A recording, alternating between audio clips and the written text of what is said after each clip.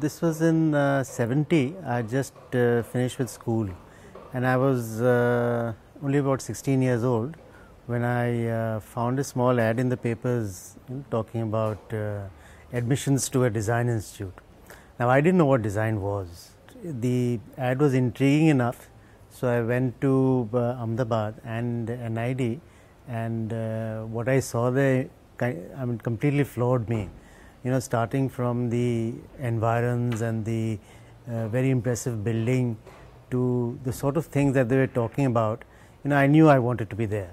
And apart from it being a design institute, it was also a place, an experimental place of learning, in the sense because design was such a new phenomenon in India, and this was the first place where Indians were going to be trained as designers, first place in India for that to happen. They knew that a new kind of pedagogy would also have to be put in place, because there was no real prior set of norms or experiences one could bank on. So, in the process of the evolution of NID, a certain new way of learning or new way of inquiry into the various areas that go to form the design world was also being experimented. And India, this and the whole idea of design for India, or an institution for design, it wasn't an institution in the sense of it being an educational institution so much as a premier education that would actually drive design in India. That was the thinking behind the setting up of NID, and education was really an afterthought. When one realized that to drive design in India, you needed to also form a group of people who would be trained in the specific conditions that Indian design required. So it took almost, if you look at the dates, it took almost 8 years before NID went into education, especially education for school leaving women and men. So, during this process, NID was very much into doing projects for the government, for the industry, for the non-governmental organizations, and in various sectors, and especially in sectors of where Indian arts and crafts, and especially in textiles, people who had made a mark in design from all over the world, used to come in, not just design, people who had made a mark anywhere, and we had people like Buckminster Fuller, and we had Louis Kahn, we had obviously Charles and Reims, all these people would come, and there was a whole atmosphere of things happening from various areas of human activity, and which obviously from all of which design draws its strength and its inspiration.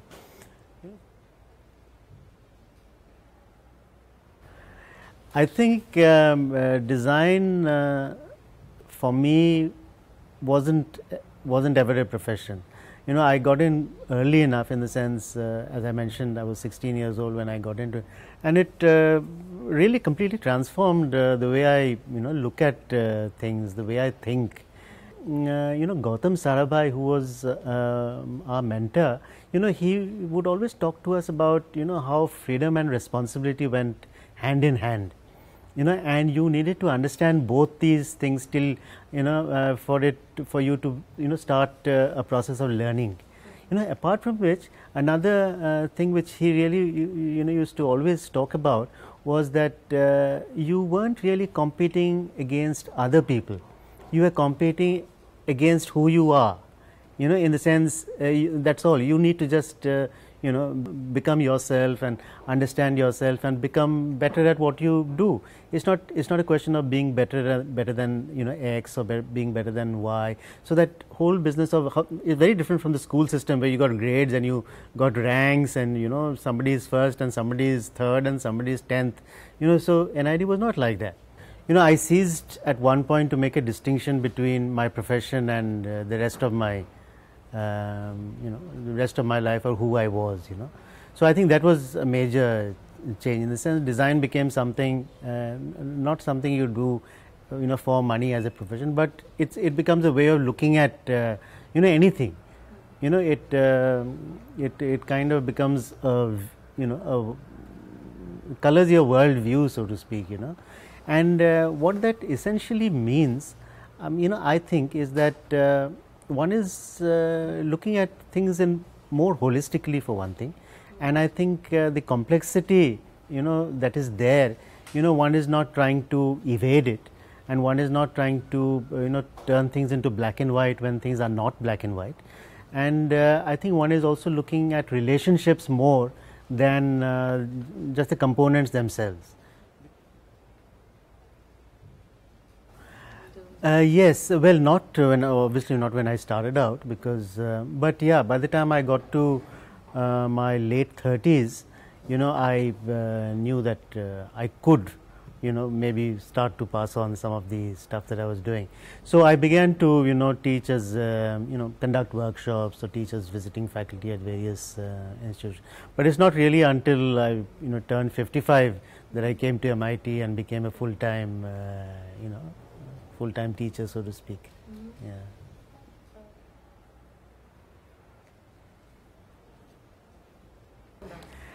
I think what has been happening, and I think it's because of the pressures of of the workplace.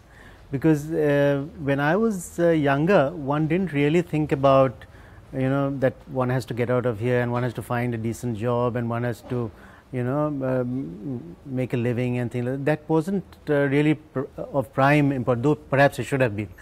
So education, emphasis on education or growth of the self was something that one emphasized.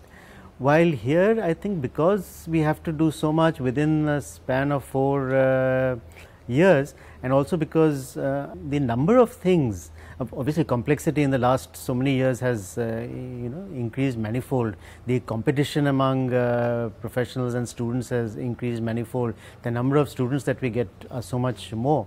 So because of all this, I think there has been a shift, a reasonably major shift from the emphasis on education or as something that one that helps a person grow or helps a young person, person of 16, 17, 18 to grow into a mature adult, who thinks for herself or himself.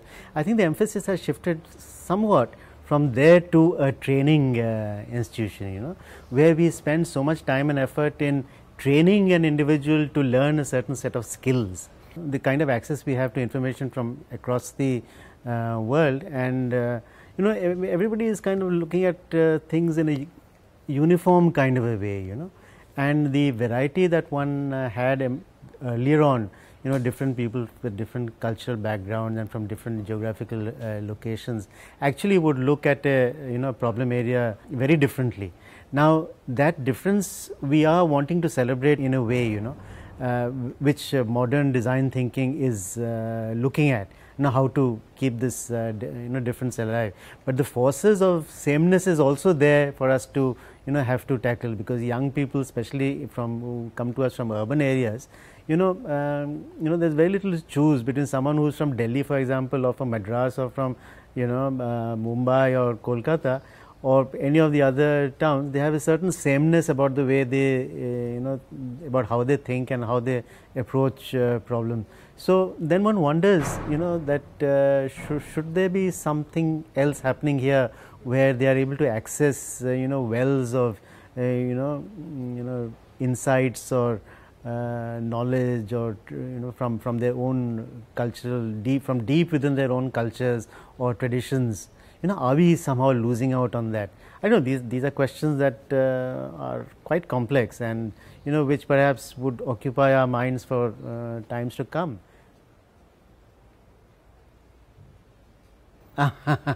I wouldn't. I wouldn't. No, I wouldn't. I think you all are, much more complex to be slotted into a brand, so to speak.